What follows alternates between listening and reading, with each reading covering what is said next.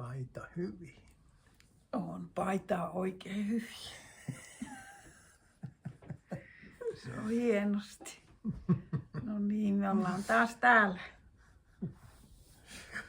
Niin ollaan, joo. Antoni de Mellon luennolla. Jep, Kaija toimii äänenä. niin mä toin. Tervetuloa matkalle. Tämmöisen otsikon äärelle, kun halu ei ole tärkeysjärjestys. Mielenkiintoista. Tämähän se tarkoittaa. Ei muuta kuin hengitä syvään ja kuuntele, avaudu vaan kuuntele ja tosiaan kuvittele, että nämä on niin kuin puhuttua sanaa. Niin ne on. Älkää tukahduttako haluamista, koska silloin teistä tulee elottomia. Menettäisitte voimanne ja se olisi kamalaa. Sanan terveessä merkityksessä halu on energiaa. Ja mitä enemmän meillä on energiaa, sen parempi. Mutta älkää tukahduttako haluamista, ymmärtäkää se. Älkää pyrkikö niinkään paljon täyttämään halujanne kuin ymmärtämään niitä. Älkää kieltäkö halunne kohteita, vaan ymmärtäkää ne. Nähkää ne oikeassa valossa.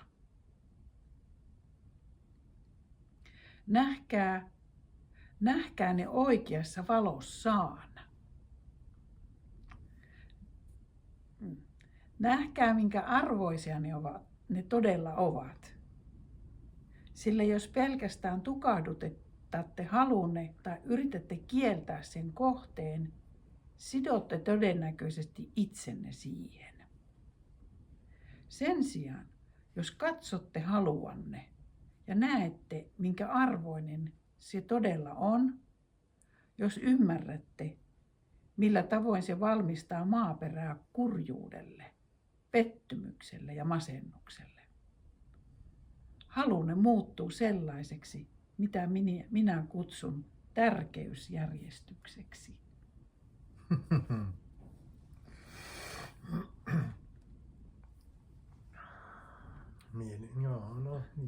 Joo, se sanoo silleen. Niin, no sulla on ajatus tämmöisestä haluamisesta, niin saatko nää jotenkin semmoisesta, niin kuin, jos ajattelet, mitä sä on, niin kuin, jos sotkee sen tähän näin, niin mitä siitä syntyisi? No tässä olen erittäin samaa mieltä hänen kanssaan, että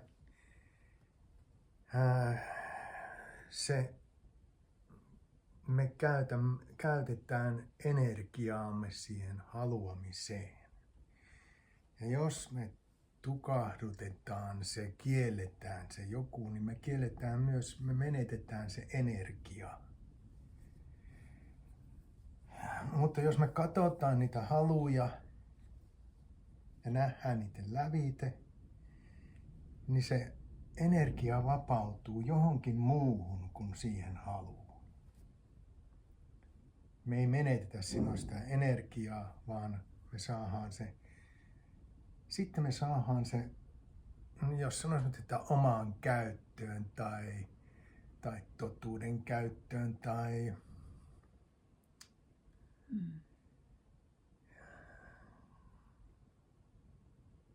jotenkin silleen. Joo.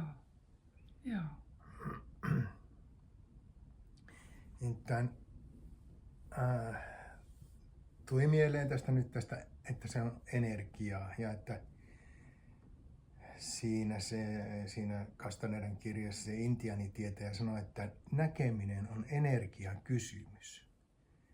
Ja että meidän täytyy, mitenkä se nyt ilmassa, raapia energiaa kokoon, mistä nyt sitten suinkin saadaan. Se ei puhunut tällä tavalla. Joo, mutta hauskaa. Anna vaan tulla, se on mielenkiintoista. Mutta sitten se on se on kyllä. Mä niin kuin koen, että se on energiakysymys. Me haaskataan se energiamme.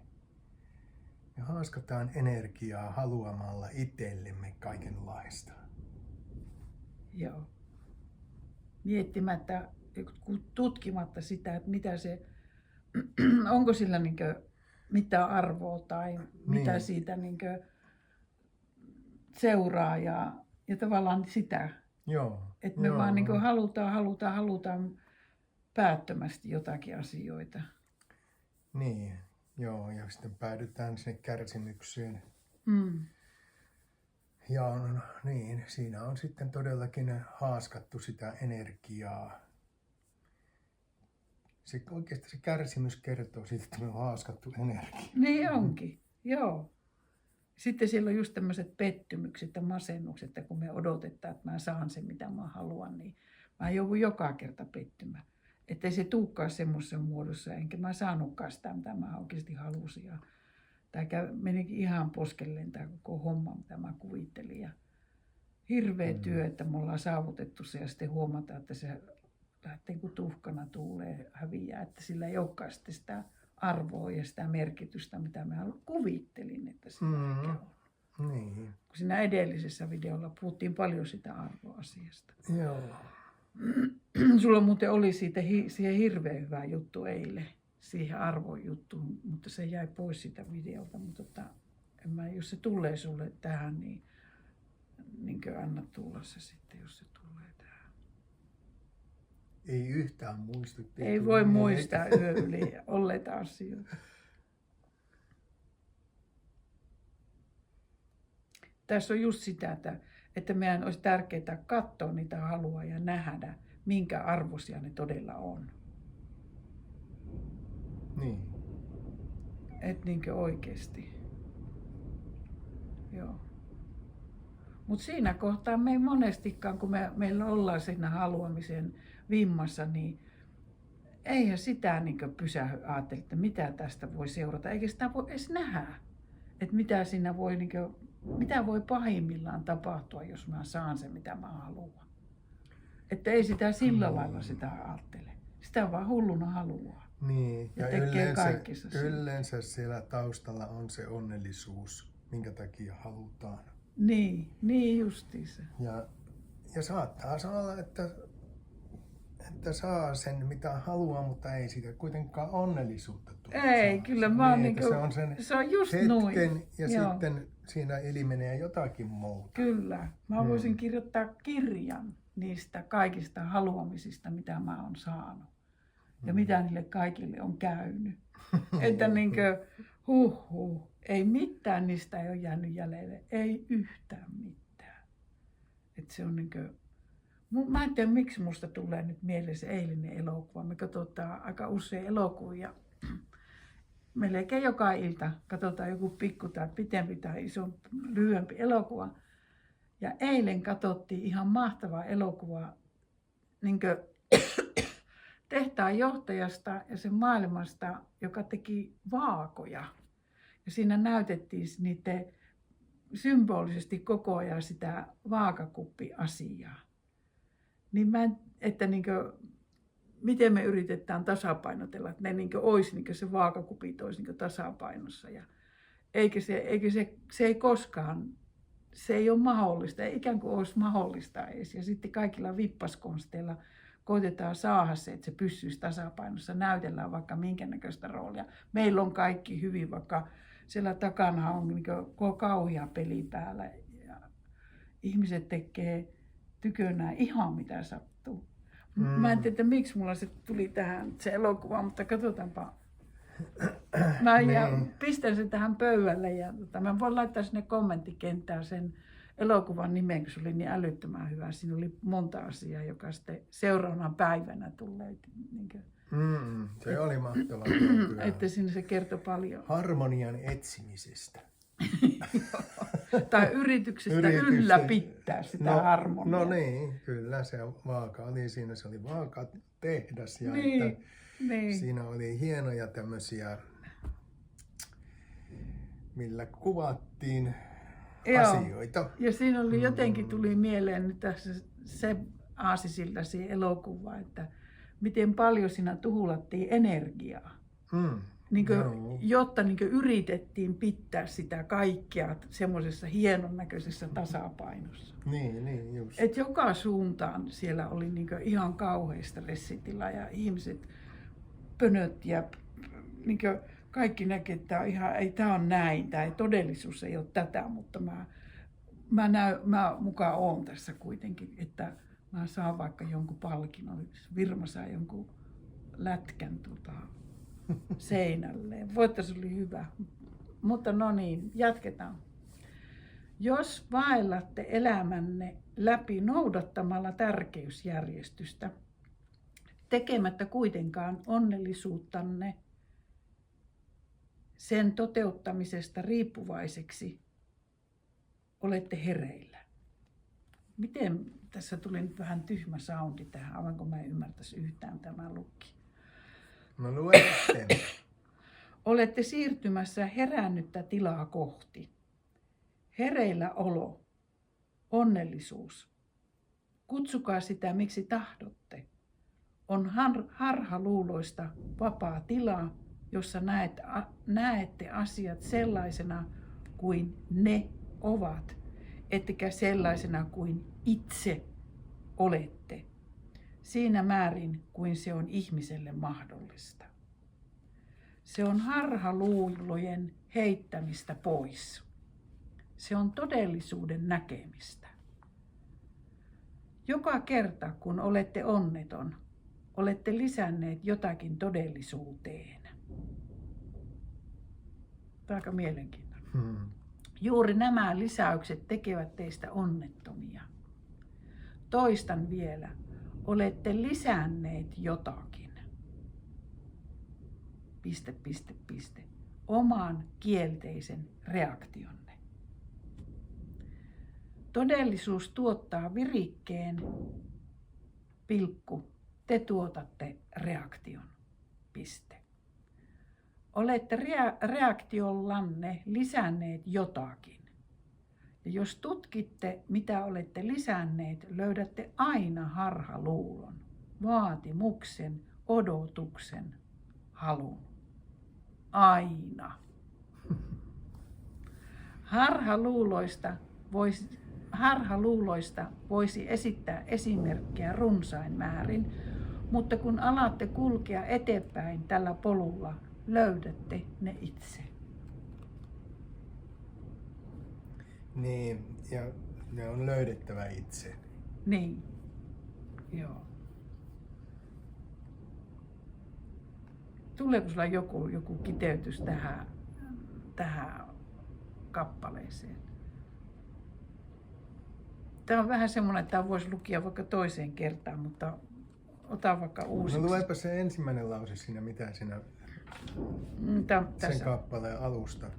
Jos vaellatte elämänne läpi noudattamalla tärkeysjärjestystä, tekemättä kuitenkaan onnellisuuttanne sen toteuttamisesta riippuvaiseksi, olette hereillä. Mä en vieläkään ymmärrä, miten tämä on väännetty suomen kielelle tämä lause.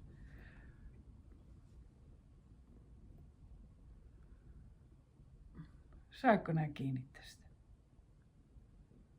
Eli olette siirtymässä herännyttä tilaa kohti. Niin, että sitä ei tee itsensä onnellisuutta riippuvaiseksi siitä tärkeysjärjestyksestä, tai mitenkä se nyt sitten... No joo, onhan se, kyllähän se silleen...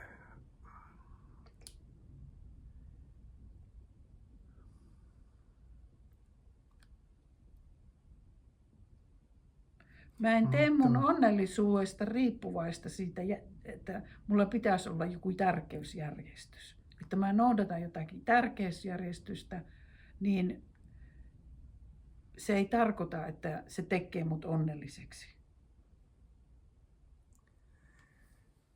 No, niin silloin mä oon niin kuin hereillä. Ja siihen siirtymässä herännyttä tilaa kohti. Eli mä kuulin siinä semmoista sitä katsomisen heräämistä, sitä irti, että mä en enää koeta niin kuin sinnikkäästi ehtiä sitä ulkopuolelta, vaan olen alkanut katselemaan kaikkia asioita silleen takertumatta niihin. Mutta tässä on, musta tää on ihana tää sana tärkeysjärjestys. Eli katsoa sitä, että mikä niin tärkeysjärjestystä, että Niin, ehkä siinä nyt, että miten tämä on tärkeä minulle. Niin, että teenkö mä sellaisia asioita, jotka oikeasti on mulle merkityksellisiä, teenkö mä sellaisia asioita, jotka oikein mun sielu nauttii ja pahanko mä sen mitä minä nautin, mistä mä nautin, niin pahanko mä sen tärkeysjärjestyksenä viimeiseksi ja mä teen kaikkia muuta sen sijaan. Että semmoista kattomista on älyttömän tärkeä. Niin, joo.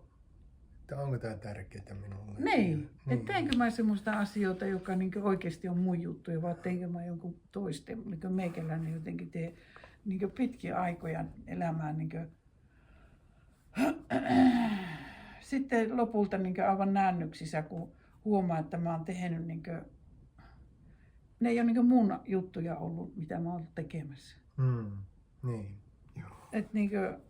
Ja siinä on taas sitä energiahaaskausta, että ei ole ihme kolottaa ja kivistää ja voi hyvän ja jyrsii hampaat, takahampaat siljaksi. Että ei tee tavallaan niitä asioita, mistä itse nauttii ja mitä oikeasti mistä tuntuu, että tämä on, tää on mulle tärkeää. Joo, kyllä. Yes. No niin, viimeisiä kappaleita. Nyt tämä ei ole pitkä, eli siis ihanaa. Ehkä ihanaa. Ootakaapa kohta. No niin, missä me oltiinkaan? Se, että löydätte se itse, se oli tärkeä. Esimerkkinä olkoon harhakäsitys, että muuttamalla ulkoista maailmaa te itse muututte. Ette te muutu, jos pelkästään muutatte ulkoista maailmaanne. Ette te muutu, jos hankitte uuden työpaikan, puolison, uuden kodin, uuden kurun tai uudenlaisen hengellisyyden. Eivät ne muuta teitä. Yhtä hyvin voitte kuvitella kynää vaihtamalla muuttavanne käsialanne tai parantavanne ajattelukykynne vaihtamalla hattua. Eivät ne teitä todellisuudessa muuta. Mutta useimmat ihmiset käyttävät suurimman osan energiastaan yrittäessään järjestää ulkoista maailmaa mieleisekseen. Joskus he onnistuvat noin 5 minuutiksi.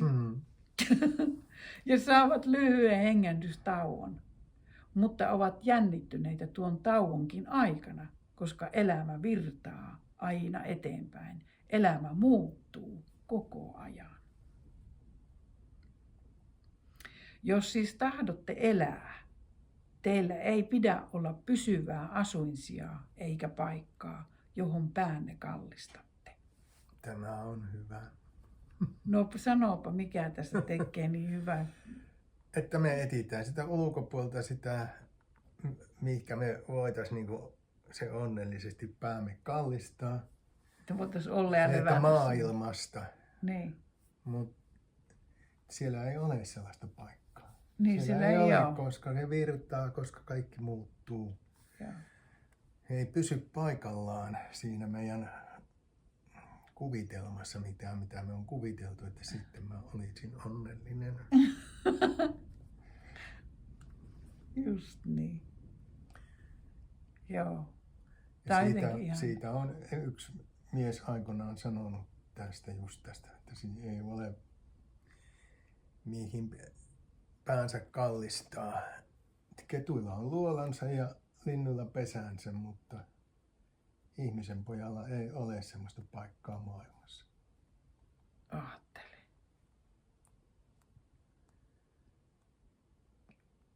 aika moista, että eläimillä on, mutta meillä ei ole. Hmm. Mihin se perustuu? Sitä minä en tiedä. Ehkä se perustuu ajatteluun.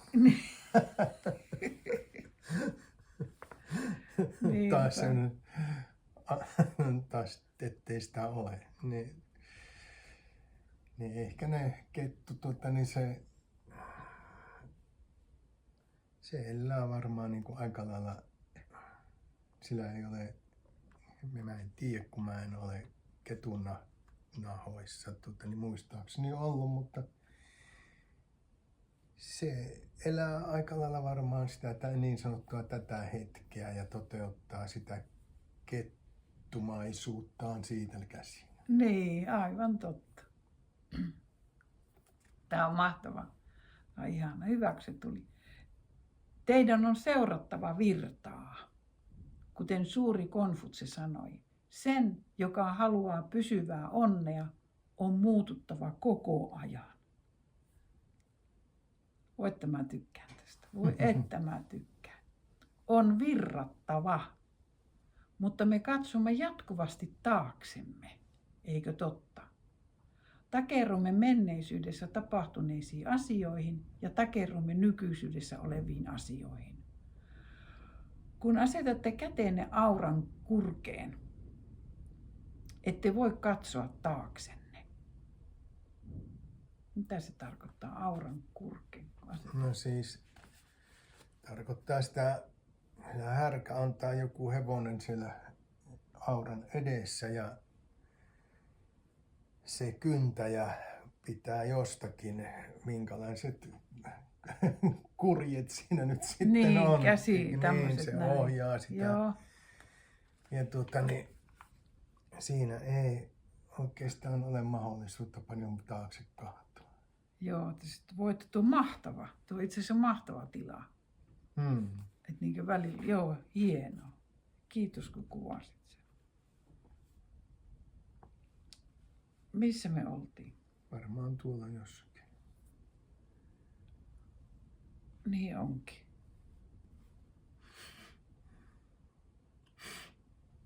Haluatteko nauttia sävelmästä? Älkää siis pitäkö kiinni muutamasta tahdista tai nuotista. Antakaa niiden mennä ohi. Antakaa niiden virrata. Koko sinfonian nautittavuus riippuu teidän valmiudestanne antaa sävelten virrata.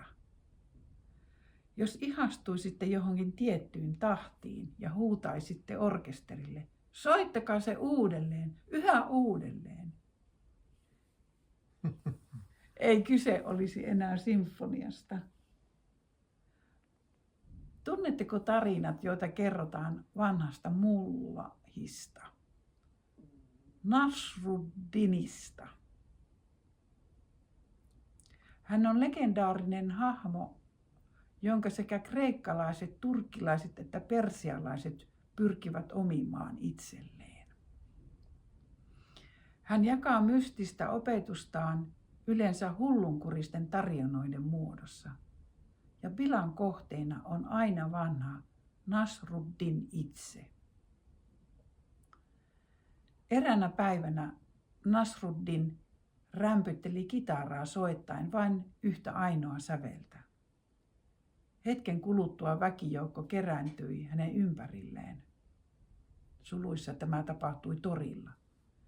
Ja muuan maassa istuva mies sanoi: soitat oikein mukavaa säveltä mulla, mutta miksi et muuntele sitä yhtään niin kuin muut soittajat tekevät?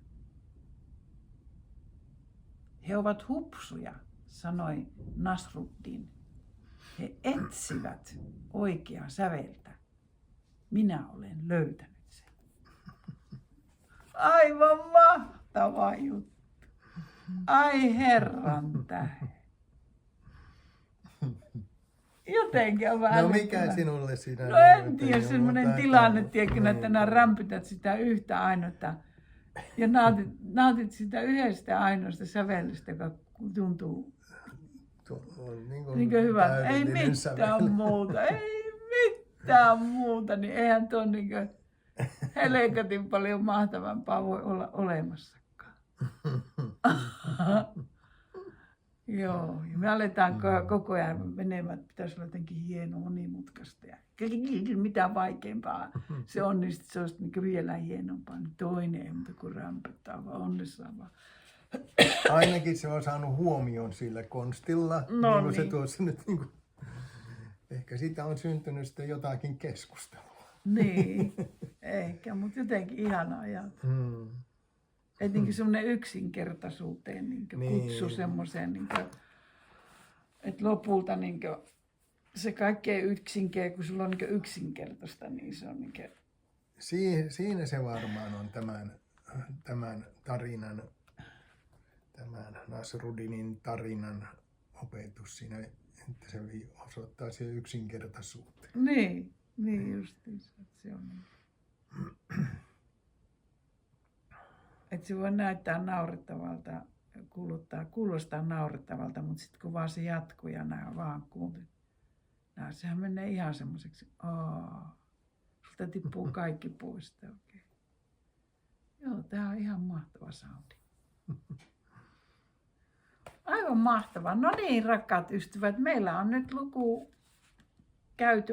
Tuleeko mitään vielä tähän? Kun monesti sulla tulee, kun me pannaan tuo video kiinni, niin nämä hoksaat jotakin. Sitten pompsahtaa. No se on just semmoista, että se vaan sitten pompsahtaa. Niin, Se- kuvittele, nyt että mä paan nyt sen kiinni. Että mitä sitten on. Ei se silleen toimi. Ei. Se on laitettava oikeasti kiinni. Joo, me pannaan nyt pelit kiinni ja se toivottavasti saa viihdyttämään aiheen ääressä ja se herätti sinussa jotakin. Ainakin minusta tuntui, että minussa joku heräsi. Niinkö inspiroitui tästä. Niin, kyllä minulle ainakin tämä energiajuttu tässä, se silleen niin kuin syveni ja avautui, niin silleen Joo. siihen haluaminen, että me käytetään siihen sitä energiaa. Joo. Et Ja- sinänsä siinä haluamisessa ei ole mitään väärää, mutta miten me lähdetään sitten niitä asioita, minkälaisella intentiolla ja minkälaisella paineella ja minkälaisella effortilla ja millä motivaatiolla me lähdetään menemään sitä kohti, että mä saan sen, mitä mä haluan. Eikö niin? Niin. Että haluaminen itsessään on ihan Ei neutraali joo, asia. Niin, ei Että siinä- sehän kuuluu Se elämään. kuuluu tähän ihmisen polkuun. Niin. Se, vaikka joku... No en minä rupea nyt, papatsi sanoi jotain jossakin tässä, että ei ole niin kuin tietä sinne jonnekin. Mm, Se on kyllä justia silleen. joo. Mutta sille mä nyt kuitenkin sanon, että ihmisen polku on semmoinen, että se menee sen haluamisen kautta ja sen semmoisen onnen etsinnän kautta. Se menee onnen etsinnän kautta. Niin, siinä on se etsimisen sana. Ja se kahtoo ulkopuolelle. Niin. Se kahtoo, että tuo ihminen on onnellinen. Se kertoo jostakin, kertoopa nyt mistä hyvää, mitä on saanut. Niin. Että semmoinen asia tuottaa onnea. Joo. Ja sitten että minäkin haluan. Niinpä. Ja markkinamiehet käyttää sitä suvereenisesti hyväksi. Tyrkyttää koko ajan entistä enemmän meille kaiken näköistä. Joo. Joo, mut silleen. No niin, hallintoneuvoston puolesta minä haluan kiittää tästä tilaisuudesta kaikkia läsnäolijoita. Kiva kun olit, kuuntelit. Ja jos tykkäät tästä videosta, niin Peukkuu. voi Niin on. peukkua vaan ja tilaa kanava ja kommentoi tuonne sinne. Sinne. Niin. Heippa! Heippa.